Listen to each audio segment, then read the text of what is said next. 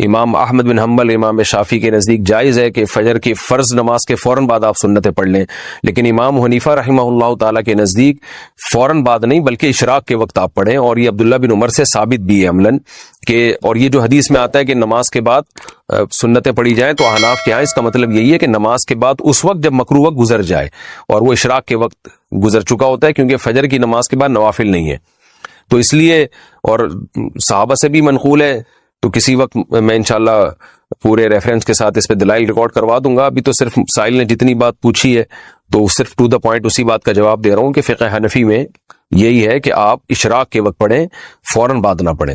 باقی اگر کوئی فجر کے فوراً بعد پڑھ رہا ہے، وہ فقہ حنفی کو فالو نہیں کرتا، تو اس کو پڑھنے دیں، اس میں پھڈے بازی والی بات نہیں ہے. آپ اس پر عمل کریں کہ ایک مسلک کو فالو کرنا چاہیے، دوسرے پہ طعن و تشنیع نہیں کرنی چاہیے. یہ اسلاف کا طریقہ تھا، اور یہی طریقہ اس امت میں ایک ایسا طریقہ ہے جس سے امت اختلاف سے بچ سکتی ہے. اپنے دلائل دوسرے پر تھوپنا اور یہ کہنا کہ میں صحیح ہوں تم غلط ہو، اس سے امت میں اتحاد پیدا نہیں ہوگا.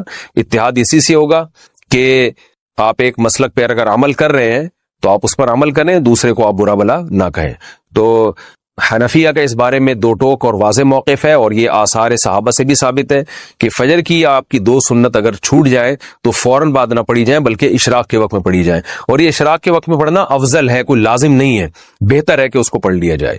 فجر میں الارم نہیں بجا تو قضا کا گناہ ہوگا. اگر کوئی فجر کا وقت ختم ہونے کے 45 منٹ بعد فجر کی نیت سے جاگا اور اٹھ کر موبائل دیکھا کہ الارم کیوں نہیں بجا، پھر وضو کر کے فرض نماز کی قضا کی، کیا اسے بھی قضا کرنے کا گناہ ملے گا یا پھر یہ معاف سمجھا جائے گا؟ عارف شیخ انڈیا سے.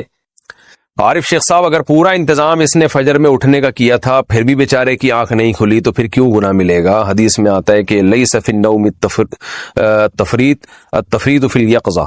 آپ صلی اللہ علیہ وسلم نے فرمایا کہ سونے میں کوتاہی نہیں ہے. کوئی آدمی اگر سو جائے اور آنکھ نہ کھلے، خود آپ صلی اللہ علیہ وسلم کے ساتھ ایسا ہوا صحیح بخاری میں کہ اس کو آپ صلی اللہ علیہ وسلم کی آنکھ نہیں کھلی، کیونکہ حضرت بلال جنہوں نے جگانا تھا ان کی آنکھ نہیں کھلی، تو حضرت بلال کی جب سورج کی کرنیں آپ کے چہرے پہ پڑی ہیں تو حضرت بلال کی آنکھ کھلی تو آپ نے سب کو اٹھایا. تو پورا انتظام آپ جاگنے کا کر کے سوئے پھر بھی آنکھ نہیں کھلی تو وہ معاف ہے. آپ صلی اللہ علیہ وسلم نے فرمایا کہ من نام عن صلاۃ او نسیھا فلیصلیھا اذا ذکرھا، کہ جو آدمی نماز سے سو جائے یا بھول جائے تو جیسی یاد آئے اس وقت پڑھ لے، جیسی جاگ آئے اس وقت پڑھ لے. تو اس کا مطلب انسان کے ساتھ یہ ہو سکتا ہے کہ آنکھ نہ کھلے اس کی. رات کو 3 بجے سو گئے تو پھر فجر کے لیے اٹھنا، مجھے فجر کے بعد پھر غریبی لگانی پڑے گی آپ کو، پھر 10 بجے اٹھو گے، پھر 10 بجے اٹھ کے تو آدھا دن تو ویسے ہی خراب ہو گیا. کام کا ٹائم تو صبح کا ہوتا ہے. میں نے اپنی زندگی میں دیکھا ہے کہ جس دن میں نے صبح 4 بجے اپنی ایکٹیویٹیز کا آغاز کیا نا، نیند بھی بہت تھوڑی، روزہ بھی رکھ لیا، اور دوپہر 1 بجے تک اتنے کام نمٹا لیے جو عام دنوں میں ایک ہفتے میں بھی نہیں ہوتے ہیں، اور اس کے بعد سارا دن فارغ. روزہ بھی، کیونکہ روزہ لگنا تو ظہر کے بعد شروع ہوتا ہے نا انسان کو، بھائی صبح تو ظہر تک تو آدمی ویسی غریبی میں نکال لیتا ہے. ہم کیا کرتے ہیں، غلطی روزہ رکھ کے سو جاتے ہیں. جب سو کے اٹھتا ہے نا انسان تو پھر وہ سارا دن اس کا نحوست میں گزرے گا ٹھیک ہے نا. وہ تب یہ چڑچڑا پن پیدا ہو گیا، اور وہ نہ پان کھا سکتا ہے، نہ گٹکا کھا سکتا ہے، نہ چائے پی سکتا ہے. تو عجیب سے وہ بے برکتی. رسول اللہ صلی اللہ علیہ وسلم نے فرمایا بورک لامتی فی بکورہا، اللہ نے میری امت کی برکت صبح کے وقتوں میں رکھی ہے. صبح 2 گھنٹے کام اور شام کے 6 گھنٹے برابر ہیں. اور یہ غیر مسلم اب اس پر آ رہے ہیں. چائنیز صبح میں تھائی لینڈ میں تھا، میں نے صبح 6 بجے دیکھا مارکیٹیں کھلی ہوئی ہیں، آلو پیاز ٹماٹر بک رہے ہیں. ہم نے کہا یار ہمارے یہاں 6 بجے صبح جاؤ مارکیٹ، لوگ پاگل سمجھ کے آپ کو جیل میں بند کر دیں گے، یار یہ کچھ ذہنی مریض آ گیا ہے. 12 بجے تک بھی مارکیٹیں کھلی نہیں ہوتی. 12 بجے آپ صدر میں جاؤ کوئی بھی نہیں بیٹھا ہی نہیں ہوگا کوئی. تو یہ نحوست، یہ بے برکتی کیوں ہے؟ ہم کمپرومائز میں لگے رہتے ہیں. یار وہ کیا کہے گا، یار وہ کیا کہے گا، یار یوں کیا ہوگا، فلانا کیا ہوگا، یار وہ کیا کہے گا، یار وہ ابھی 3 بجے اس نے بلایا وہاں چلے جاؤ، 3:45 بجے اس کی دعوت ہے وہاں چلے جاؤ.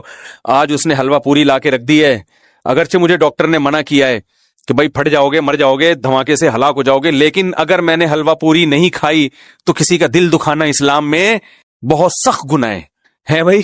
اسلام کسی کا دل دکھانے کی، ہارٹ اٹیک سے مرنے کی اجازت دیتا ہے، برین ہیمریج سے فالج ہونے کی اجازت دیتا ہے، قومے میں لقوے میں جانے کی اجازت دے رہا ہے، مگر اسلام یہ کبھی نہیں کہتا کسی مسلمان کا دل دکھاؤ. لے آؤ 2 پوری اور لے آؤ بھائی. ایسا ہی ہو رہا ہے نا، میں غلط کہہ رہا ہوں؟ اخلاق او بھائی، یہ والے اخلاق نبی نے نہیں سکھائے ہیں. یہ کون سے اخلاق کی بات کر رہے ہو یار؟ یہ والے تھوڑی سکھائے نبی نے. اصول پہ تھوڑی سمجھوتا ہوتا ہے.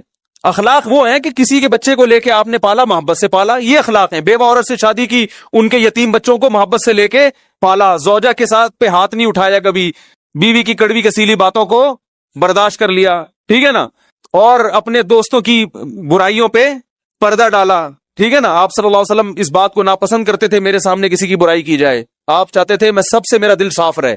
یہ ہے اخلاق. ہم نے اخلاق کا مطلب یہ لیا کہ جو منہ میں جو ٹھوس رہا ہے کھا لو, جو جس ٹائم پہ بلا رہا ہے مل لو, جو جب ملاقات کے لیے آ رہا ہے بیٹھ جاؤ, چاہے دوسرے اہم کاموں کی ایسی کی تیسی ہو جائے.